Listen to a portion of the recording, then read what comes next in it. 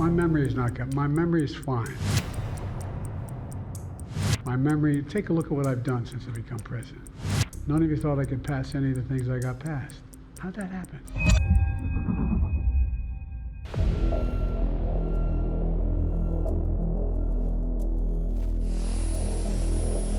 Joe Biden finally bowed to weeks of pressure and advice from his Democratic Party colleagues and abruptly abandoned his campaign for a second term at the White House.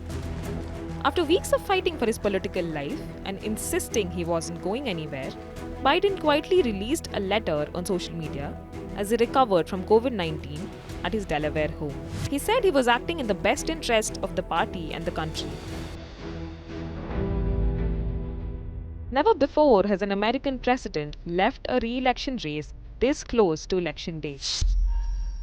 In a subsequent post, Biden endorsed Vice President Kamala Harris as the Democratic Party's new nominee.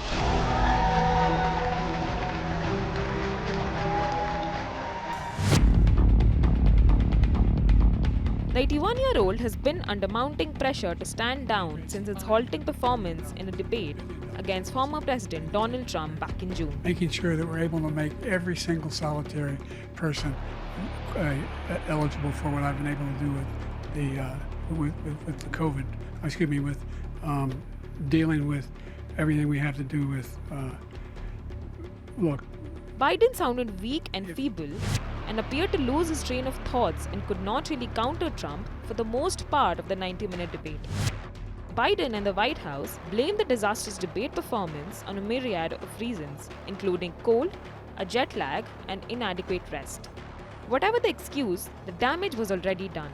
Democrat voters were left in doubt, and Trump's campaign was having a field day.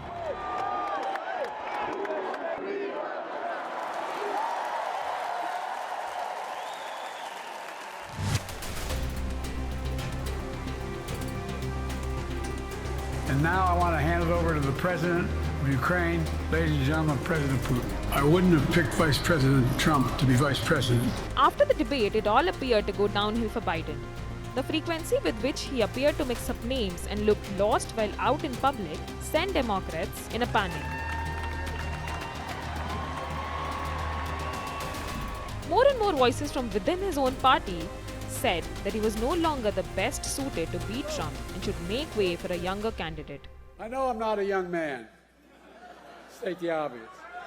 Well, I know. On July 2nd, Lloyd Doggett of Texas became the first sitting Democratic member of Congress to call on President Joe Biden to withdraw from the presidential race. The chorus for Biden's exit kept growing within the Democratic Party, but he kept hanging on. I think I'm the most qualified person to run for president. I beat him once, and I will beat him again. After the Democrats, it was the donors who began to express doubts over Biden's ability to remain on the ticket. They threatened to freeze contributions unless party leaders took stronger steps to get Biden to step aside. Actor and mega donor George Clooney wrote a scathing op-ed in the New York Times calling on Biden to quit.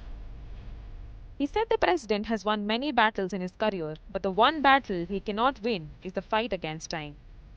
Simultaneously, several donors reached out to Vice President Kamala Harris to signal their support if she ran for the top post.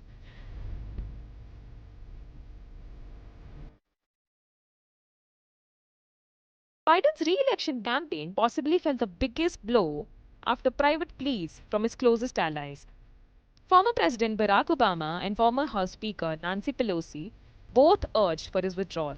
Pelosi privately told Biden that data showed that he cannot defeat Trump and he could possibly destroy the Democrats' chances of winning the House again.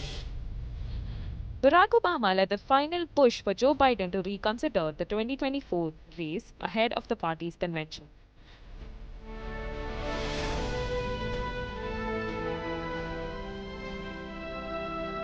Biden's questionable cognitive ability has little to no chance of recovering as he goes from 81 to 85 years of age in the next 4 years. However, the cracks in his political support only widened in the brutality of politics over the last few weeks. While Harris is hoping to pick up Biden's baton, Biden has had to swallow the bitter pill. that a legacy of 5 decades in politics is ending with a whimper instead of a bang.